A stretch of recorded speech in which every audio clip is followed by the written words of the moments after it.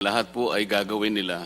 Huwag lamang pong matuloy ang hearing na ito, lalong-lalo na po para marinig po ang sasabihin ng bawat isang ex-soldier na nandito ngayon. Yung 12 pinangangatwirana, nagsasite pa po sila ng jurisprudence, Abilion versus Cuenco. Kahit na po bar flanker, kahit hindi po pumasa sa bar, ay maiintindihan niya na hindi aplikable yung mga sinasabi nila. Pati po yung sinasabi nila noong panahon ni Senate President Drilon, 12 lamang po ay okay na pong maging quorum. Alam po ninyo, ang doktrina po na in-establish ng Korte Suprema, kapag ilan sa amin ay wala sa Pilipinas, halimbawa po, kagaya ng panahon ng Abilino versus Cuenco, isa po sa senador ay wala sa ating bansa. Pagka po ang isang senador ay wala sa ating bansa, labas siya sa coercive jurisdiction po ng Senado. Kaya kung isa ay wala, 23 ang basis ng quorum. Kaya po noon, nangyari po yung 12. Sa panahon po ng Pangulo ng Senado, Senator Drilon, 4 po noon ang wala sa bansa sa iba't ibang kadahilanan. Kaya ang basis po ng quorum noon ay 20. Kaya kahit 11 lang sila, pwede ang quorum. Sa panahon po namin ngayon, ikinulong po nila si Senator Jinggoy. Pero si Senator Jinggoy po hindi nakakulong sa El Salvador, nandito po sa Pilipinas. Si Senator Bato, wala naman pong determination na nakalabas siya ng Pilipinas. Gusto lang nilang ilabas sa Pilipinas para malusaw nga po yung bilang namin. Yun lang po, para pakatandaan ninyong mabuti. Lahat po ng sasabihin nila, lilinlangin kayo, ililigaw kayo.